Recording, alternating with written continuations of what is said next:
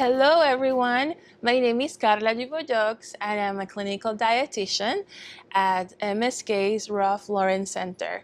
And welcome to Cooking with Karla. Memorial Sloan Kettering has been providing high-quality cancer care for over 100 years and for over 20 years in Harlem at the MSK Ralph Lauren Center. Cancer screenings and cancer prevention resources are two of the services that the Ralph Lauren Center provides. As a clinical dietitian, I help people learn how nutrition is an important factor in cancer prevention, care, and recovery. You can lower your risk of getting cancer with a healthy diet. Today, we're celebrating Hispanic Heritage Month with a very special recipe, and also we're supporting Breast Cancer Awareness Month with prevention tips. We're making sancocho, and sancocho is a traditional stew very popular in many Latin American countries. It's usually made with meats and root vegetables, making it very hearty and super tasty. We're making a meatless version, but do not worry, it is full of flavor and full of nutritious vegetables. Eating less meat can reduce the risk of cancer. And especially high fiber foods like whole grains, beans, can also help balance your hormones and reduce breast cancer risk. Fruits and vegetables have lots of antioxidants, vitamins, and fiber that really help protect against cancer. With that being said, join me in spreading awareness about breast cancer and honoring Hispanic heritage with a delicious sancocho. Let's get started. We're using a couple of different root vegetables. As I said in the beginning, Sancocho is known for having different root vegetables. For us, in Puerto Rico, I'm from Puerto Rico, we call them viandas. In Santo Domingo, they call them víveres. And so according to different Hispanic communities and countries, they call them different ways. But we're gonna use yucca or cassava root, and just for the purpose of convenience, I'm using frozen. So I'm using frozen yucca that comes already peeled and cut up, and I'm also using frozen corn on the cob. It adds a really nice flavor to the soup. I have malanga. It's similar to taro root. It's very, very starchy and it's really, really yummy. And of course, I'm gonna add green plantain. For taro, I'm gonna add a small one or half of a medium one. For plantain, you can use green or yellow. I'm adding just one, and I'm adding a couple of carrots cut up in big pieces, couple of pieces of pumpkin. This is Cabosa squash, but you could use butternut squash if you want, or any winter squash that you like. And for flavor, this is basically the base of our soup.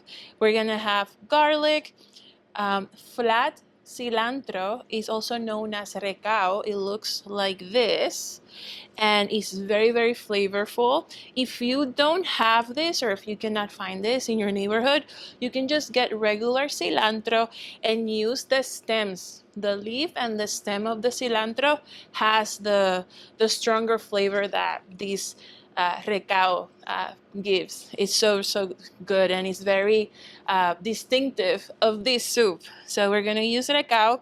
Some onion, I'm using half a cup to a cup of chopped onions. That's like one medium one or a large onion. And we have cubanelle peppers chopped up. If you have something called sofrito already prepared, sofrito is basically a mixture of peppers, onions, garlic, and recao, flat cilantro, or cilantro, and we use that as our base for this soup. If you have that, you can go ahead and use that. Use between quarter of a cup to half a cup of sofrito, but I'm using all the fresh ingredients, and this is what I used. We're also gonna have split peas, yellow split peas, 1 cup. These have been soaked for 30 minutes. pepper to taste, dry oregano, some olive oil, and a little bit of salt to taste. And we're gonna cook it all with vegetable broth. So let's get cooking.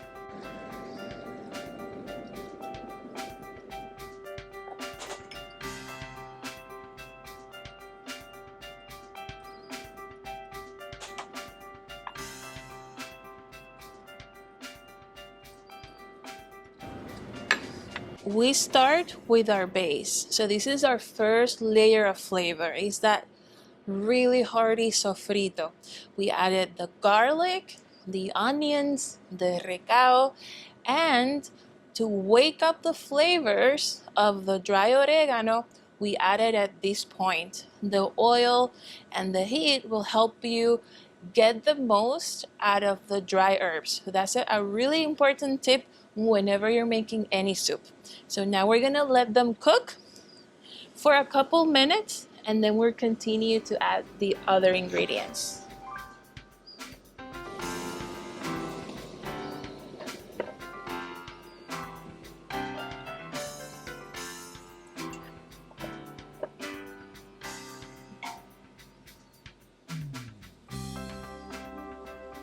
So now we added all the root vegetables and our green plantains and the malanga and all of that. We're gonna give it a stir, and we're gonna continue to add the split peas and the frozen veggies.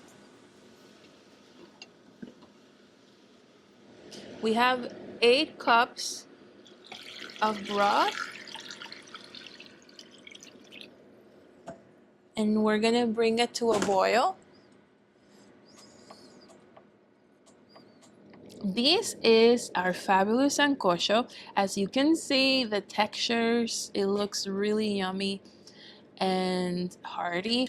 I just wanted to mention that all of these vegetables, the root vegetables, have sort of a bad reputation because they are starchy vegetables. However, they are full with soluble fibers, and also we do have the split peas that have a lot of fiber and protein. They digest slower, and so they will not necessarily spike your blood sugar. So this recipe is great for people who have diabetes. And the other thing is that traditionally we will eat this with rice. So if you're gonna add rice, try it, because we have already things that have starches here. We wanna make sure that we're a little bit more conscious with the amount of rice that we're eating with the soup. But other than that, this is an amazing, healthy recipe, and I really do hope that you try it at home. And let's taste this. This looks great.